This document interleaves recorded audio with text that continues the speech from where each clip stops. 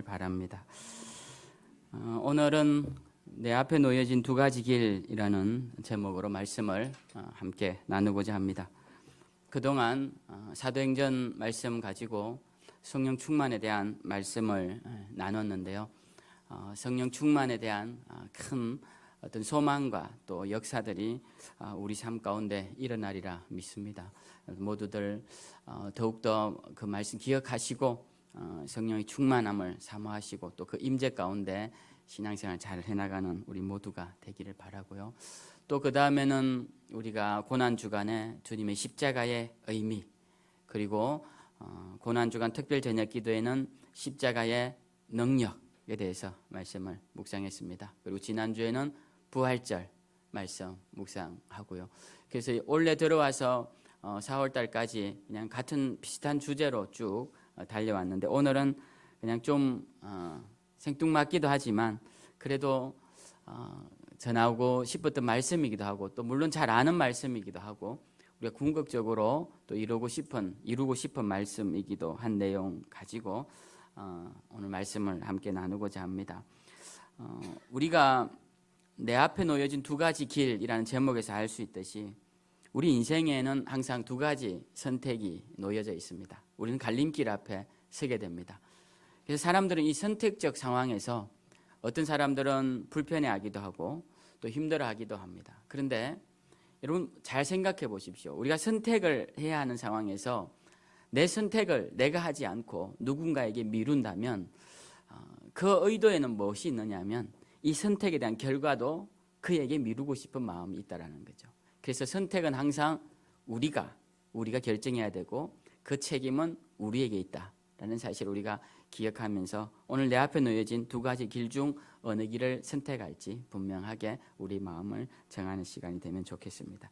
오늘 신명기 말씀은 보면, 우리가 신명기라는 말씀은 이런 성경의 책 제목은 후대에 지은 거기 때문에 원래는 성경에 제목이 없습니다.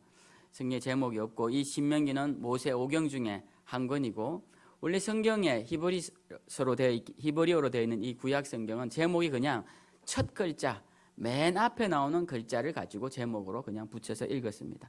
근데 후대에 이제 이것이 헬라어로 번역되고 또 로마어로 라틴어로 번역되면서 제목을 붙이기 시작했는데, 후대 사람들이 제목을 붙이기로 신명기 두 번째 계명이다라는 제목으로 말씀을 붙였어요. 근데 사실 이 신명기는 그런 제목보다는 이 모세의 유고 설교집이다, 이렇게 이해하시는 게 훨씬 좋습니다. 이 성경 66권 중에서 설교 내용으로만 구성된 책은 이 신명기밖에 없다라고 할 수 있습니다. 그래서 이 신명기는 모세가 이제 가나안 땅에 들어가기 전에 이스라엘 백성들을 모아놓고 그가 죽기 전에 행한 마지막 유고 설교들을 모아서 만들어 놓은 설교집이 신명기다, 이렇게 이해를 하셔도 그 내용을 이해하는데 큰 어려움이 없을 거라 생각합니다. 그래서 우리가 이 말씀을 읽으면 뭔가 마음이 각별해져요. 모세가 마지막으로 한 설교구나. 우리가 신약에서도 보면 그의 마지막에 쓴 서신서가 있는데, 바울 서신 중에서 디모데후서가 바울이 마지막으로 죽기 전에 쓴 편지입니다. 디모데후서. 그래서 그 디모데후서를 읽을 때는 이 디모데전서하고 시차가 좀 나는데요, 디모데후서를 읽을 때는 마음이 좀 각별해지겠죠. 왜? 그의 유언처럼 쓴 편지이기 때문에. 근데 이 신명기도 모세가 참으로 이스라엘 백성들을 이끌고 광야에서 험난한 인생을 살고 마지막으로 죽기 전에 한 설교이기 때문에 그 내용이 좀 더 각별하고 특별하다라고 할 수 있습니다. 그런 마음으로 읽어보면 이 말씀이 좀 더 우리 마음에 깊이 다가오게 돼요. 신명기 말씀의 내용이 설교다 보니까 설교는 반복되는 주제가 많습니다. 저도 여러분 설교를 잘 이렇게 분석해 보시면 제 설교에도 계속 반복되고 들었던 이야기가 또 반복되는 그런 경우가 굉장히 많죠. 모세 설교도 마찬가지입니다. 같은 말이 여러 번 반복되고 옷만 다르게 입혀서 주제는 동일한 주제로 계속 선포되는 것을 보게 됩니다.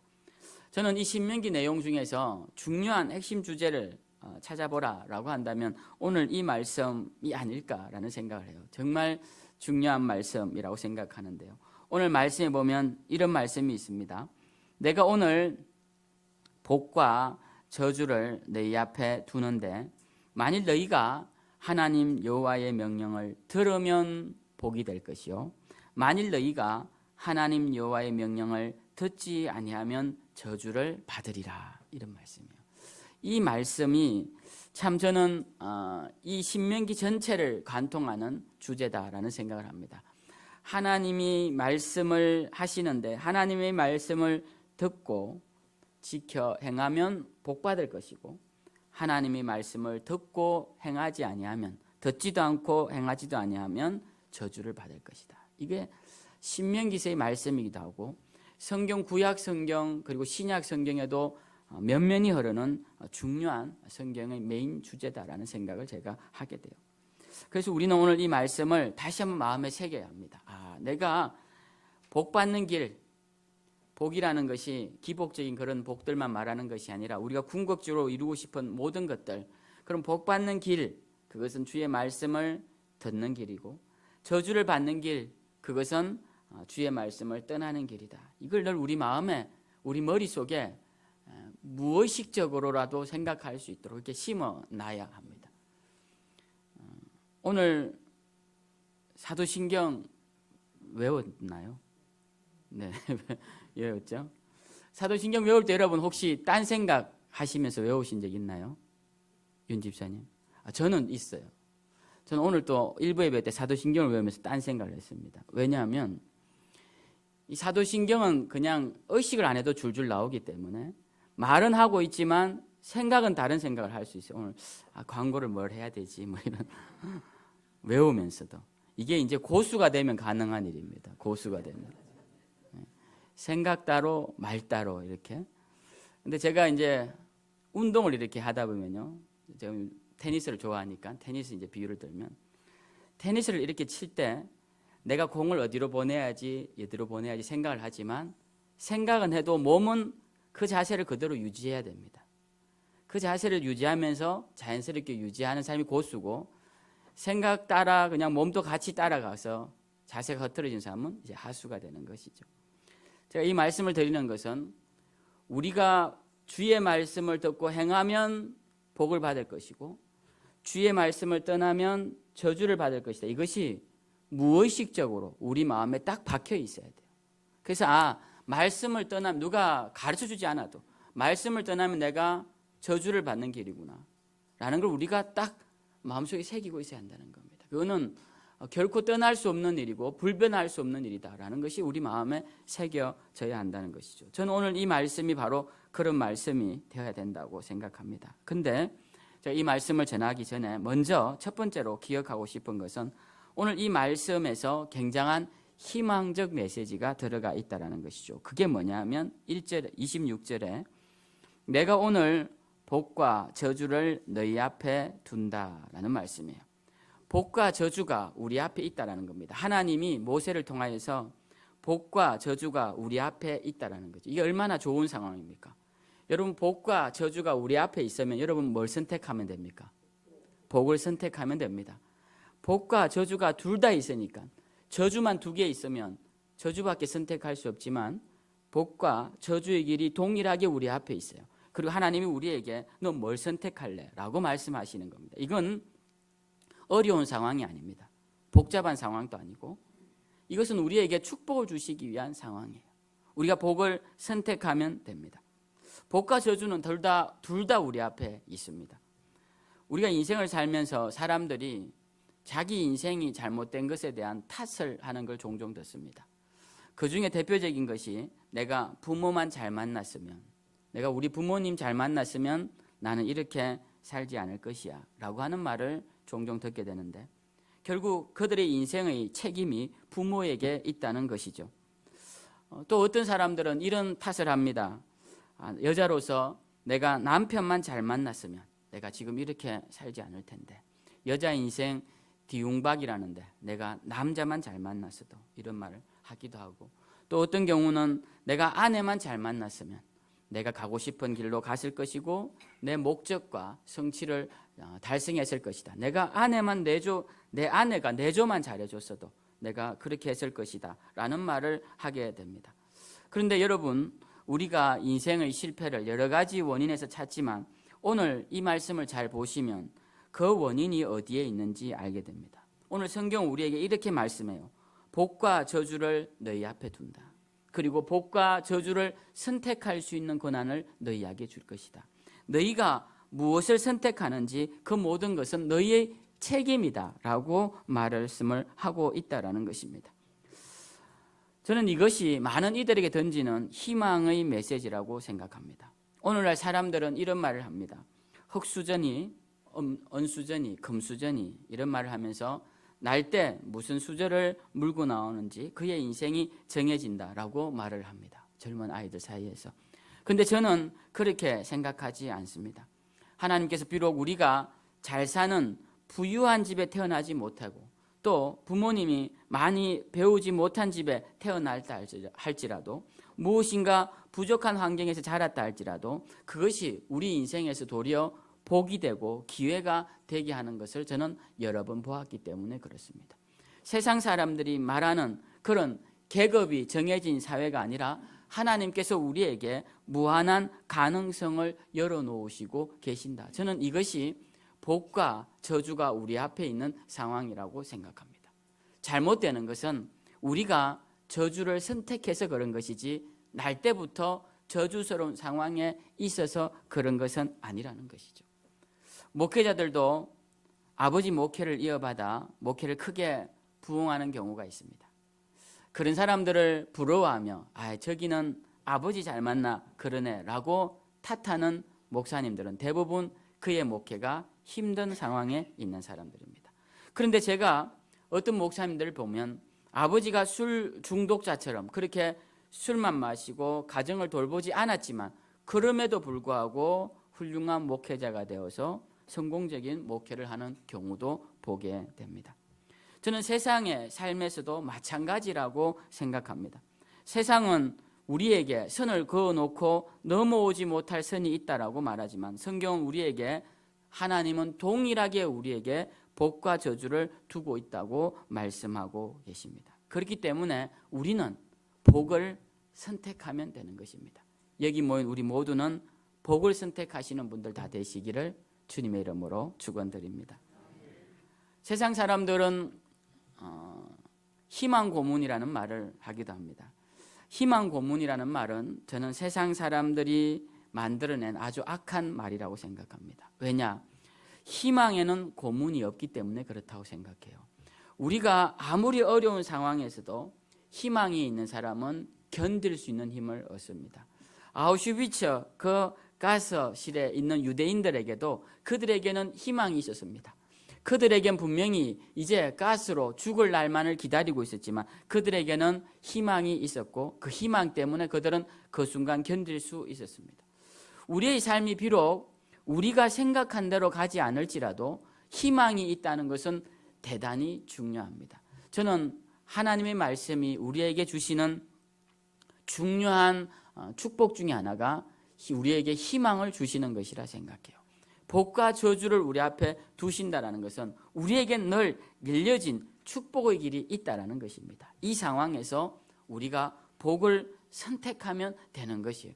여러분이 아무리 어려운 상황이라 할지라도 하나님은 여러분 앞에 지금 복과 저주를 두고 계십니다. 여러분이 지금 힘들고 괴로운 상황일지라도 복과 저주를 두고 계세요. 그러니까 우리는 이 상황에서 복을 선택하리라 다짐하시고 그 복을 선택하시면 오늘 복된 삶이 여러분 가운데 이어지리라 저는 믿습니다. 이것이 신앙이 우리에게 주는 강력한 힘입니다. 여러분 오늘도 희망을 가지십시오. 여러분에게는 희망을 빼앗아갈 자가 아무도 없습니다. 여러분에게 주신 희망은 하나님이 주신 것이고 하나님은 희망과 더불어서 가능성도 주셨기 때문에 우리는 하나님의 가능성을 믿고 희망을 품고 나아가는 우리 모두가 되어야 할 것입니다.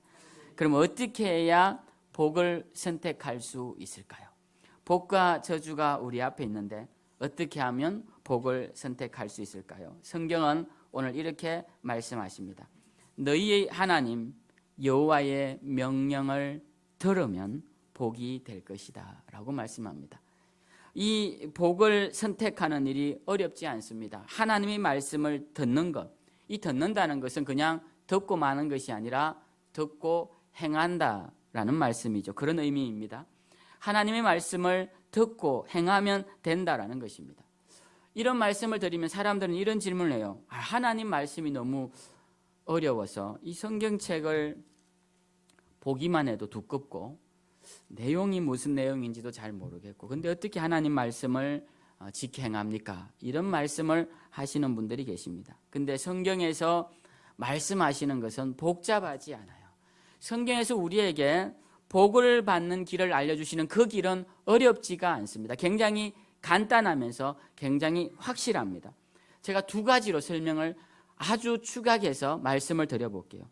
하나님의 말씀의 가장 첫 번째 핵심은 뭐냐 하면 하나님을 잘 섬기라는 것입니다. 그게 첫 번째 말씀이에요. 하나님을 잘 섬기라. 하나님을 어떻게 섬기느냐? 하나님을 진심으로 섬겨라. 하나님을 전심으로 섬겨라. 이것이 첫 번째 성경이 가르쳐주는 주된 내용입니다. 여러분 이해하기 어렵나요? 그렇지 않죠. 하나님을 잘 섬기라는 이 말씀이 이해하기 어렵지 않습니다. 그러면 저한테 목사님 하나님을 잘 섬기는 게 어떤 일입니까? 라고 묻지 마십시오. 여러분. 그건 여러분들이 다 알 수 있는 일이에요. 여러분 사랑을 다 해보셨죠? 어떻게 하면 잘 사랑합니까? 라고 저한테 묻는 거하고 같습니다. 여러분들이 연애를 하면서 목사님 어떻게 하면 제가 저 상대 연인을 더 잘 사랑할 수 있을까요? 그걸 저한테 묻는 것과 똑같다라는 것이죠. 하나님을 잘 섬기는 것은 여러분이 다 잘 아십니다. 잘 아시죠? 하나님을 어떻게 섬기시는지, 하나님을 어떻게 하면 진심으로 섬기시는지 그건 여러분들이 다 알고 있습니다. 하나님을 어떻게 하면 진심으로 사랑하는지 다 알고 계신다라는 것이죠. 우리가 여기에 대한 확신과 분명한 이해를 갖고 있으면 신앙생활이 어렵지 않습니다. 제가 한 가지 예를 들어보죠. 신앙생활하면서 제가 종종 성경 공부를 하면서 듣는 질문 중에 하나가 목사님 11조가 과연 신약에 와서도 해야 됩니까? 라는 질문이에요. 저는 이렇게 생각합니다.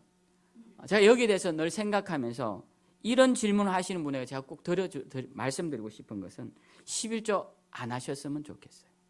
이런 식으로 드리는 11조는 하나님이 기뻐하시지 않습니다. 하나님을 돈으로 비교해서 하나님 앞에 11조를 드리는 것, 우리 재정 장로님들은 자꾸 저한테 11조에 대해서 또 뭐 이렇게 헌금에 대해서 말씀을 좀 잘 가르쳐 주시라고 전에도 말씀하시고 그러시는데 제가 지금 잘 말씀을 드리는 겁니다. 지금 여러분들이 이렇게 해서 뭐 잘 들어보세요. 하나님은 11조를 기뻐하시지 않아요. 하나님은 여러분이 드리는 진심을 기뻐하십니다. 하나님 돈을 기뻐하시지 않아요. 그런데 자꾸 여러분은 돈을 가지고 하나님 앞에서 사랑을 내고 합니다. 하나님 이 정도 드리면 기뻐하실까? 이 정도 드리면 목사는 기뻐할 수 있어요. 하나님은 기뻐하지 않을 수 있습니다. 그러니까 여러분 그런 거 갖고 질문하실 필요가 없어요. 11조 하는 게 부담스러우시면 안 하시면 됩니다. 그냥 그 대신에 하나님을 더 사랑하시면 돼요. 하나님 더 사랑하시면 돼요. 우리가 헌금을 하는 일에 힘드시면 안 하셔도 돼요. 저희 주일날 헌금 안 돌리지 않습니까? 안 돌리는 이유가 있습니다. 자발적으로 드리지 않는 헌금은 하나님이 기뻐하시는 헌금이 아니기 때문에 그렇습니다. 사람들이 제일 많이 물어오는 질문이기 때문에 드리는 말씀이에요. 다른 것도 마찬가지입니다. 여러분 하나님 앞에서 내가 하나님을 진심으로 섬기는지 안 섬기는지를 돌아보시면 돼요. 그게 중요한 것이지 다른 부가적인 형식적인 것은 그 본질 위에서 생각해야 되는 것이다. 그게 아니면은 아무것도 소용없는 일이다라는 걸 우리가 아신다면 성경의 말씀은 어렵지 않습니다. 11조가 어디 나오느냐 굳이 찾으실 필요도 없고 신약에는 11조가 강조되느냐 찾으실 필요도 없어요. 그런 일로 어려워하실 필요 없습니다. 중요한 것은 하나님을 잘 섬기느냐 잘 섬기지 않느냐라는 거예요. 내 삶의 우선순위에 하나님을 두고 계시느냐 안 계시느냐 그게 중요한 거예요. 그 내용을 가르치는 것이 성경 말씀입니다. 두 번째로 성경의 말씀은 뭐냐면 인간의 정욕대로 살지 말라는 겁니다. 첫 번째는 하나님을 잘 섬기라는 것이고 두 번째는 인간의 정욕대로 살지 말라는 것이에요. 인간이 갖고 있는 정욕이 굉장히 많습니다.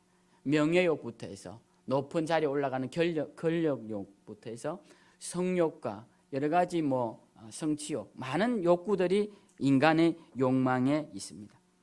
이 인간의 욕망대로 정욕대로 성경은 살지 말라고 계속 가르쳐 줍니다. 왜냐하면 인간이 자기 본능대로 살면 반드시 따라오는 게 있는데요. 그건 이기적인 삶이라는 거예요. 본능적인 삶은 반드시 이기적인 삶과 함께 가게 되어 있습니다. 이기적인 삶은 반드시 타인에게 해를 끼치는 삶과 같이 가게 되어 있어요. 이기적이면서도 타인에게 해를 끼치지 않는다? 그런 삶을 살기는 불가능하다라고 보셔도 과언이 아닐 것입니다. 한번 생각해 봅시다. 성경에 율법에 살인하지 말라라고 되어 있어요. 근데 사람들이 왜 살인을 할까요? 자기 자신을 위해 살인하는 겁니다. 자기 분노의 감정을 충족시키기 위해 살인을 하고 저 사람을 죽임으로써 그 다음 내가 무언가를 얻기 위하여서 살인을 하는 겁니다. 살인은 모두 이기적 동기에서 살인을 한다는 거예요. 그래서 이기적인 욕망을 갖고 있는 사람들이 살인을 하기 때문에 살인을 하지 말라라는 말씀 속에는 그 의미가 들어가 있는 거예요. 또 하나 예를 들어봅시다. 간음하지 말라가 그 다음 율법인데요. 간음은 왜 합니까? 자신의 욕망을 충족시키기 위해서 남의 여자도 내 여자로 취하고 남의 남자도 내 남자로 취하는 것이 간음이에요. 내가 내 욕망을 성취하기 위해 이루기 위해서 남의 여자를 취하는 순간 그 여자의 남편은 비참한 삶을 살게 될 것이고 남의 남자를 취하는 순간 그 남자의 아내는 일생을 비참하게 상처받은 영혼으로 살아가게 됩니다. 치유될 수가 없죠. 그 상처는 치유받을 수가 없습니다. 그렇게 일생을 살아가게 만들기 때문에 내가 내 욕구를 충족시키기 위해 행하는 이 일이 결국은 한 사람의 인생을 망가뜨리는 것이기 때문에 인간의 욕망대로 산다는 것은 결국 타인을 망가뜨리는 것이고 그러다 보면 공동체가 무너지는 것이고 그러다 보면 민족이 민족을 대항하게 되고 나라가 싸우게 되면서 수많은 사람들이 죽게 되더라는 것입니다. 그러니까 이 땅에서 일어나는 많은 악행들, 대부분의 악행들은 이기적 삶의 충족을 위하여서 일어나더라는 거죠. 그 다음 나오는 말씀이 뭡니까? 도둑질하지 말라. 도둑질은 왜 합니까? 자기가 갖고 싶은데 남이 갖고 있으니까 그걸 그냥 무상으로 가지기 위해 도둑질하는 것이죠. 거짓말하지 마라. 왜 거짓말을 합니까? 내가 옳다고 말하기 위하여 타인에게 음해하는 것이 거짓말이죠. 남의 것을 탐내지 말라라는 말씀도 다 같은 맥락에서 이루어진 말씀입니다. 그렇게 봤을 때 하나님의 말씀의 중요한 두 번째 흐름은 이웃에게 해를 끼치지 않는 그런 이기적인 삶이 아닌 하나님을 기쁘시게 하는 자기 만족의 삶을 살아라고 성경은 가르치고 있다는 거예요. 그러니까 이 두 가지가 중요한 핵심이다 보니까 성경 그렇게 어려운 말씀이 아닙니다. 하나님의 말씀을 따라 사는 자들은 하나님을 잘 섬기고 이웃을 위하여서 나를 위하여 이웃을 희생시키지 않고 나에게 주어진 것에 만족하며 사는 삶. 이게 성경이 우리에게 가르치는 중요한 신앙적 삶의 모습이라는 거예요. 신앙적 삶의 모습. 그래서 우리가 신앙적 삶을 사는 것은 그렇게 어렵지 않습니다. 몰라서 못하는 것도 아니고 성경이 두꺼워서 이해하지 안 돼서 못 사는 것이 아니라는 것입니다. 오늘 하나님께서 우리에게 복된 길과 저주의 길을 앞에 두시는데 복된 길을 살아가는 방법은 이 두 가지 하나님의 말씀을 따라 행하면 복된 길을 살아간다라는 것입니다. 제가 아는 분들 중에도 자신의 욕망을 이루기 위해서 악한 일을 행하다가 크게 해를 당하는 일을 보게 됩니다. 그 사람에게 가서 위로는 할 수 있죠. 그렇게 신체적으로 고통을 당하니까 마음이 아픕니다. 그렇지만 제 마음속에 어떤 생각이 드냐면 왜 그 일을 했습니까? 라는 생각이 드는 거예요. 그 일을 하지 않았으면 당신은 지금 이렇게 고통당하지 않았을 텐데 그 일로 인하여서 그 받았을 상대방의 상처는 얼마나 클까요? 라는 생각이 든다라는 것입니다. 여러분 복된 길이라는 것은 하나님께서 그냥 하늘에서 뚝 떨어주시는 길이 아니에요. 복된 길은 하나님께서 예비하신 길을 우리가 선택하여 그 길을 걷는 길이 복된 길입니다. 우리가 진흙탕 길을 걸으면서 내 옷이 깨끗해지기를 바라며 걸어가는 사람이 세상에 없듯이 죄악된 삶을 살면서 복된 삶을 살 거라고 생각하며 걸어가는 사람이 있어서는 안 된다는 거예요. 그래서 하나님은 복된 길과 저주의 길을 앞에 두시면서 내 말을 순종하면 복된 길로 가게 될 것이다 라고 말씀하시는 겁니다. 또 하나 하나님은 저주를 받는 길을 말씀하시는데요. 28절에 보면 너희가 만일 오늘 너희에게 명령하는 도에서 돌이켜 떠나 너희 하나님 여호와의 명령을 듣지 아니하고 본래 알지 못하던 다른 신들을 따르면 저주를 받을 것이다 라고 말씀합니다. 그러니까 오늘 말씀을 자세히 보면 첫 번째 문제가 나오죠. 하나님을 잘 섬기지 않으면, 하나님을 떠나서 가나안 땅에 들어가서 이방 신들을 따라가면 너희가 저주를 받을 것이다 라는 겁니다. 그러니까 저주를 받는 길도 어렵지 않습니다. 하나님을 떠나면 되는 거예요.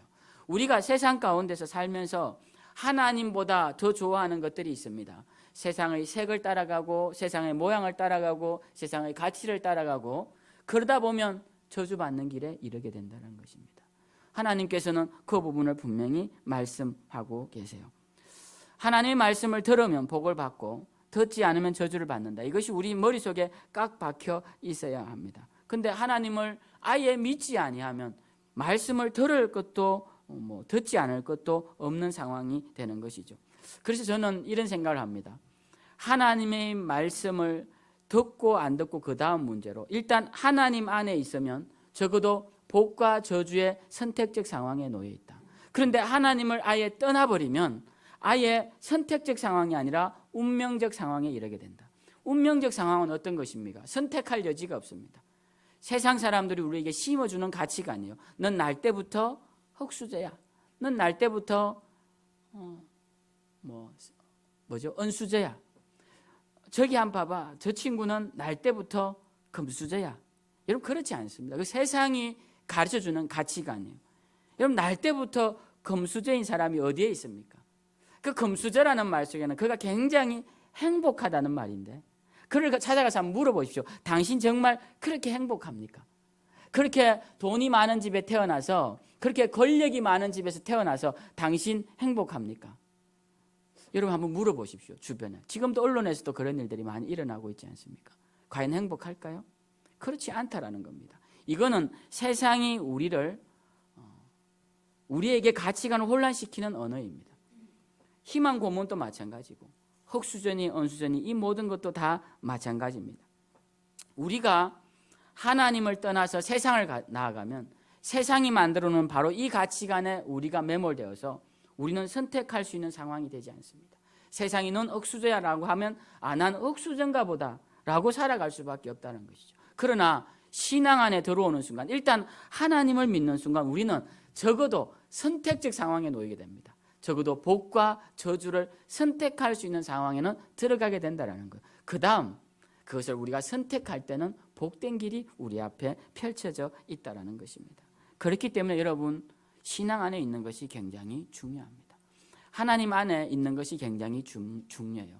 희망을 던져주는 이 희망의 메시지를 듣는 것이 얼마나 중요한지 모릅니다. 그 메시지 속에서 내가 희망을 가지고 가능성을 품고 살아가는 것, 그것이 굉장히 복된 일이다라는 겁니다. 이제는 그 희망과 가능성을 여러분들이 선택하는 순간 실현되는 실체의 일이 된다라는 것이죠. 그래서 저는 여러분들이 다시 한번 이 말씀을 듣고 우리 앞에 놓여진 이 두 갈래의 선택길에서 하나님의 말씀을 순종함으로써 복된 삶을 살아가시는 저와 여러분들이 되시길 주님의 이름으로 축원드립니다. 우리가 하나님의 말씀을 듣는 것이 왜 복된 길인가 생각해 보면요. 하나님의 길을 우리가 이렇게 생각하면 쉽습니다.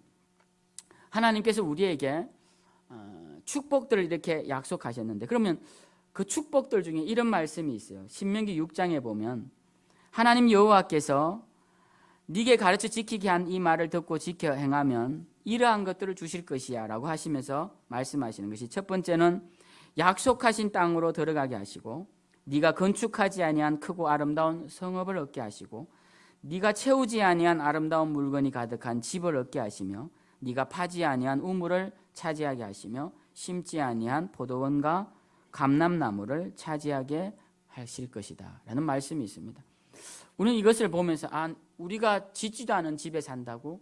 우리가 재배하지 않은 포도나무와 감람나무를 얻는다고? 이렇게 생각하시기 쉬운데 여러분 가만히 생각하면 우리는 하나님이 만들어 놓으신 곳에서 항상 무상으로 살고 있습니다. 하나님이 만들어 놓으신 저 태양빛을 누가 돈 주고 사는 사람도 없고 하나님이 만들어 놓으신 이 물을 우리는 은혜 가운데 마시는 것이죠. 저 공기도 하나님께서 만들어 놓으신 걸 무상으로 마십니다. 우리는 어떤 사람들은 노력하지 않은 것을 얻는다니 그게 가능하냐? 그래서 사회주의 운동을 할 때는 항상 하는 말이 있죠. 일하지 않는 자는 먹지도 말라. 그 노래도 불러서 부릅니다. 그리고 자신들은 노동의 대가를 늘 누린다라고 생각을 하죠. 그런데 저는 그 속에 숨겨진 잘못된 생각들이 있다고 생각합니다. 물론 일하지 않는 자가 먹지 말라는 의미는 일하는 것의 가치를 높이자라는 의미가 그 속에 들어가 있죠. 그러나 우리가 신앙적으로 이 문제를 생각해 보면 우리가 언제 일한 만큼만 먹고 사느냐라는 것이죠. 우리는 항상 일한 것보다 더 많이 누리고 사는 사람들입니다. 우리는 항상 우리가 수고한 것보다 더 귀한 것들을 받아 누리는 사람이에요. 신앙 안에 있으면 그걸 누리죠. 그러나 세상 가운데 있으면 항상 우리가 일한 것보다 부족한 대우를 받는다고 생각합니다. 그런데 우리가 잘 생각해 보십시오. 하나님이 우리를 위해 주신 것들은 우리가 일한 것으로는 비교할 수 없는 놀라운 것들을 주셨다라는 것입니다. 그런데 하나님이 여기에 더해서 우리가 세우지 아니한 성읍도 주시고 재배하지 않은 곡식도 주신다는 말씀은 남의 것을 빼앗아 주시는 것이 아니라 하나님의 것을 우리에게 주신다는 거예요. 하나님의 것으로 만들어진 열매들을 우리에게 주시고 하나님께서 예비하신 성읍을 우리에게 주신다라는 것이죠. 그래서 저는 이 말씀을 보면서 저 자신이 지금 그러한 복락을 누리고 있다고 생각합니다. 이 복과 저주 설교를 할 때마다 제가 늘 저에게 질문을 던져요. 넌 지금 복된 삶을 살고 있니?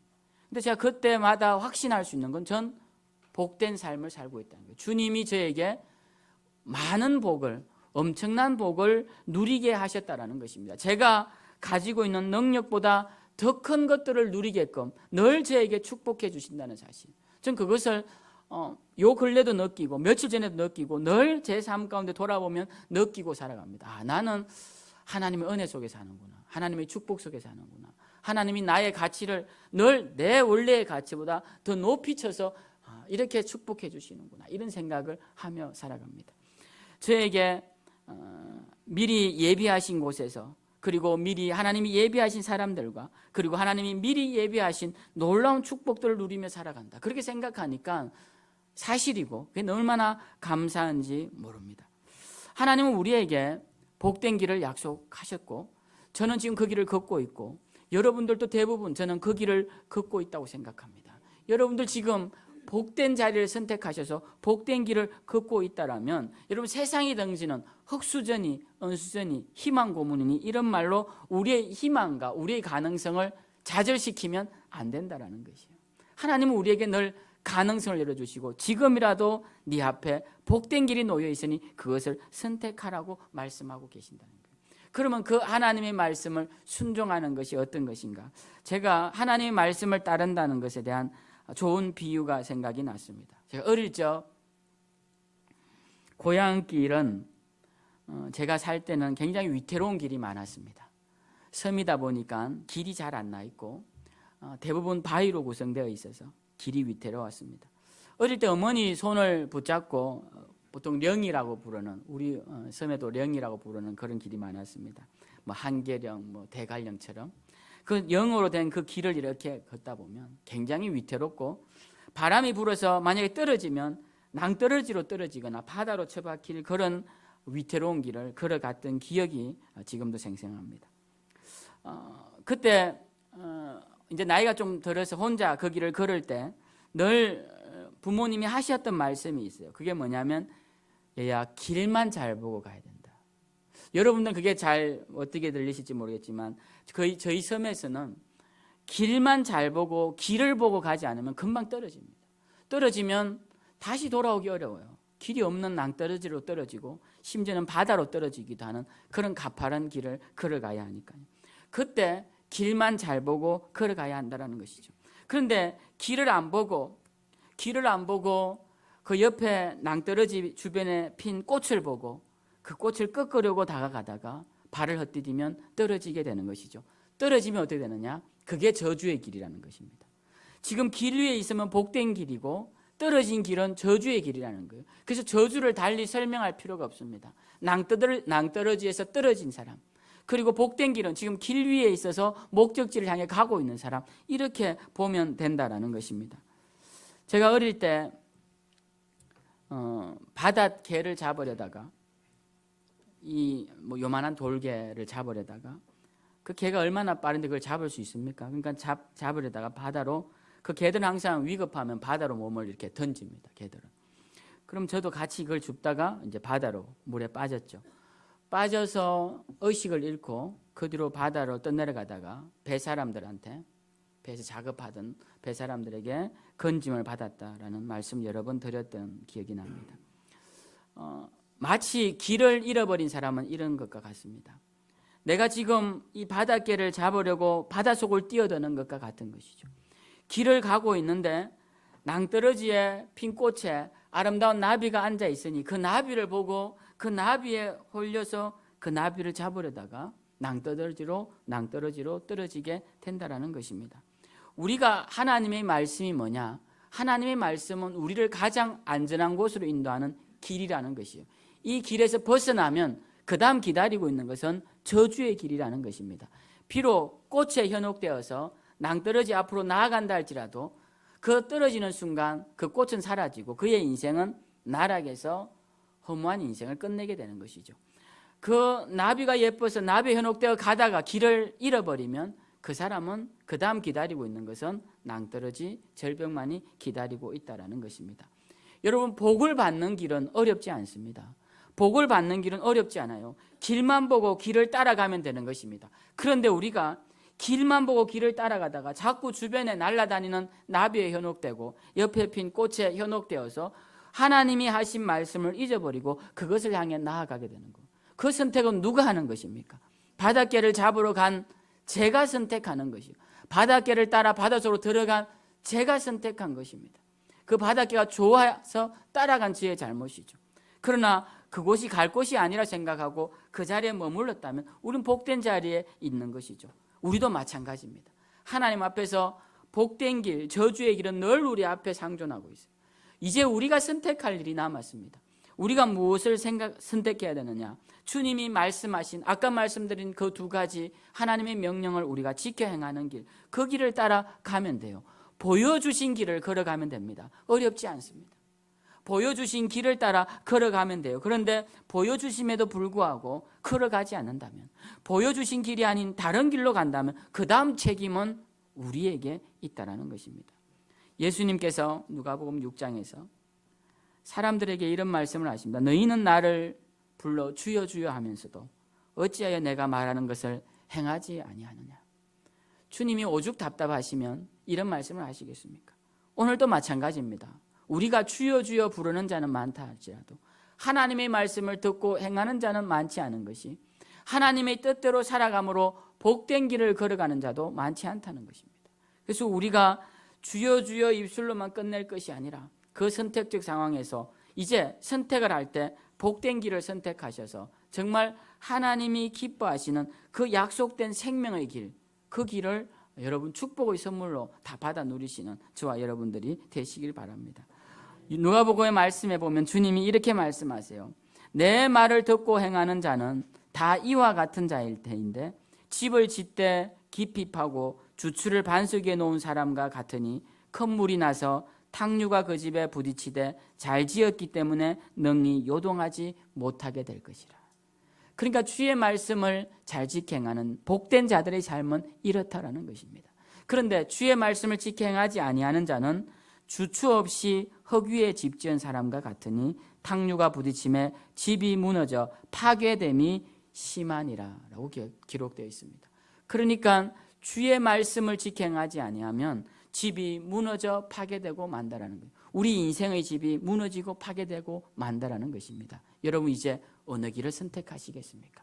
여러분 앞에 놓여진 이 두 가지 길 다시 한번 기억하시고 내가 복된 길, 내 생명을 유지시켜주는 반석 위에 지은 집과 같은 삶을 살게 될 것이다. 그렇게 다짐하시는 분들은 오늘도 주님 명령을 따라 주님만 잘 섬기시고 정욕을 따라 행하지 마시고 주신 것에 만족하며 하나님께 영광 돌리며 살아가시는 저와 여러분들 다 되시기를 주님의 이름으로 축원드립니다. 우리 다 일어나셔서